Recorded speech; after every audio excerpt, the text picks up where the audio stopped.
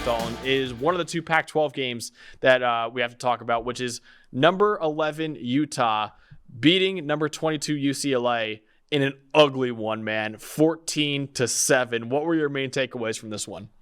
Well, there's a clear lesson here, and that's if you go play Utah at Utah, do not give up a touchdown on the first play of the game. Yeah. We've seen this. We've seen this twice already. If you go in there and you go down 7-0 a minute into the game, you're probably going to lose because that's a defense you don't want to fall behind. Now, this game was pretty much as advertised, just a slugfest. Yeah. And these two defenses, UCLA, both teams on defense only gave up 7 points. UCLA is still the highest graded defense in the country. Utah just got the lead with the pick six and sat on the ball all day. I mean, there really wasn't, and especially once you go up 14 at the half, this Utah team, their defense is elite. I think it's graded somewhere in the top 20-ish or 25-ish, but the eye test kind of it feels like they're really one of the top 6 or 7 units in the country. They got guys front to back who can make plays. They and they still struggle a little bit with the deep ball. Dante Moore still had 6 big-time throws in this game. They were bailed out. They had 5 drops officially and 2 more. UCLA had 5 drops and 2 more negated by penalties or something along those lines, really 7 in total. There was a huge drop late in the first quarter. Who was it? It was Josiah Norwood dropped up the ball up the seam that would have tied the game late in the first quarter that, would have turned the game around. UCLA, the combination of great defense by Utah and just UCLA making mistakes. It was rough. You can't. That's the one clear thing you can't do against Utah. You just can't beat yourself. Their offense, there's going to come a point where unless they get Rising back and he looks like he's 100%, this offense is going to break at some point because you're only throwing for 117 yards, I believe it was. They weren't running that effect. They were really just killing the clock and letting UCLA beat themselves. And they did, especially right from the first play of the game. Moore has a lot of polish he needs to put on, especially in the short and intermediate game.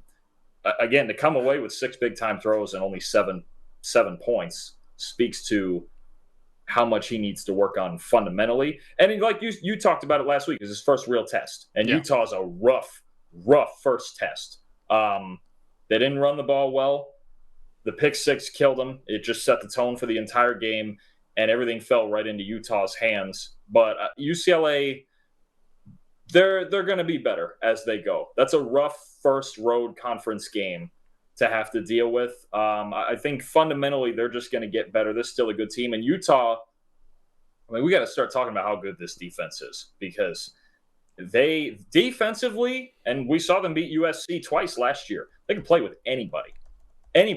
I do question a little bit if they're going now. This week might be the exception, scoring only 7 on UCLA. UCLA is a great defense too.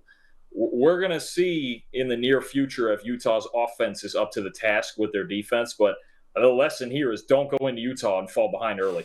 Don't do it because you're just going to be done. Absolutely, man. And my main takeaway from this was if Utah doesn't have the best coaching staff in the country, it is damn close, man. Because what they've done through these 4 weeks, we actually interviewed Kyle Whittingham, which you could check out in a video as well. Utah right now, 4-0, you see right there, which is the first time since, I believe, 2017 that they are 4-0. Yeah, 2017. They beat number 22 Florida, who's currently number 22, by the way. Baylor, at Baylor, Weber State, obviously a cupcake. And then you beat number 22 UCLA, who was number 22 at the time, all without your 2 best players in Cam Rising and Brant Kuithe on offense. This offense has been not great at all to start the season. In fact, it's been pretty bad. But the defense, like you mentioned, has stepped up, man. And the fact that this team is 4-0 without not only their 2 best players on offense, their 2 leaders on offense. These are veteran players on that offense. That should scare a lot of teams for when they finally get healthy. And Cam Rising was practicing in full last week. So they got a big game this Friday night that we're going to preview against Oregon State. Cam Rising hopefully should be back for that one if he was practicing fully last week and just barely missed out on playing this game, I believe. But yeah, man, listen, Utah shut down UCLA's ground game. Carson Steele, a running back that we both really like, only 2.7 yards per carry for the Bruins in that one. It should be watch out, man. Watch out for the Utes right now. And don't forget, this is a team that won the last 2 Pac-12 championships. So this isn't just a Utah team coming out of nowhere. They won the last 2 Pac-12 titles, and they're kind of always the forgotten brother in the Pac-12 right now. When you have, electric teams like Oregon and USC and Washington, Utah's always the forgotten one, and they're the reigning back-to-back champs in the conference right now. I wanted to talk about Dante Moore, though, a little bit. You mentioned it before, 6 big-time throws, most in the country on the week for quarterbacks. Also, 3 turnover-worthy plays, though. And you mentioned that pick 6. Not a great decision on the first play. He was let down in this game by the rest of his offense, though. He was under pressure on 41% of his dropbacks. He almost had no time to throw back there with a struggling UCLA offensive line that we mentioned last week. Again, 5 drop passes, tied for 4th most among all quarterbacks. Not great. He didn't play great. He had like a 56 passing grade, I believe, in this game. But he didn't really get much of a chance in this one either, with the way his offensive line was playing, with the way his receivers were dropping passes as well. So not a great performance from the true freshman, but I am still very, very high on him. And he showed some special plays in this game. Just, some not great plays either. So not a terrific performance from Dante Moore, but I don't think he was the reason that they lost this game either. I think the rest of the offense really let him down in this one. But he kept them he kept them in it. And there's a boatload of talent there. I think as a whole, him included. Now, even to be honest with you, that first play call that led to the pick 6, I didn't love that. That's really not what UCLA does. They called kind of quick game double slants to that side. Yeah. UCLA runs the ball and they take action shots. They have a lot of work to do in the conventional passing game on all fronts, Moore and the offensive line, and the receivers just dropping 7 balls on the day. It's just you're not going to win games like that, right? I didn't love the play call. It doesn't suit his skill set. He throws the ball over the top. He throws it vertically, right? They're going to look better in future weeks, no question. But they need to get back to their identity. The real part of it was you fall behind, you feel like you can't run the ball, then you try to run the ball and you really can't run the ball. They have a certain way they're going to win, and dropping back conventionally and throwing the football right now is not the way they're going to do it. It's not that he's incapable of it. Is he a true freshman? He's only a freshman. So it'll get there.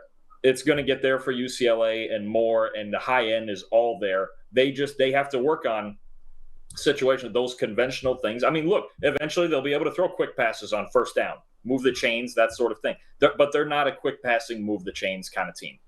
They're going to run and take shots over the top. If he has time in the pocket, he's going to throw the ball vertically, and he throws as well as anybody in the country. He does. He has as much talent as any quarterback in the country. It's a process, and I think that's all we learned this week for UCLA. One, their defense is still spectacular. That's not a question. And offensively, it's just going to be a process. They're probably still going to win 9, possibly even 10 games, depending on their schedule. Probably not. They're probably still a 9-win team. But it's just a work in progress. You have a freshman quarterback and a not great team in pass protection. This is what it's going to look like some days. And on Utah, nobody else in the Pac-12 plays the style of football they do. Nobody. Yeah. The closest team is probably Oregon State, and offensively they don't really do the same things Utah does. It's Utah's a problem for any team in that conference. The difference in style. They're a Big Ten team playing in the Pac-12 is what they are. And they're look, you mentioned it, Oregon and Washington and USC. These teams don't play like that. It's why they cause them issues. If you fall any team they play, if you fall into Utah's style of play, you got a problem. And USC, you saw USC, it happened to them twice last year. They couldn't even adjust the second time. Mm-hmm. So if they get Rising and Keithy back and they get the run game going and everything, and I would even mind seeing Nate Johnson in some packages, some Wildcats kind of. He's a terrific athlete. It's just the accuracy is not there to be a starting quarterback yet, but he still needs to be a part of the offense, I think. Yeah, definitely. So, yeah, it was a great showing from Utah. They're a top 10 team in the country right now, and they definitely deserve to be in the top 10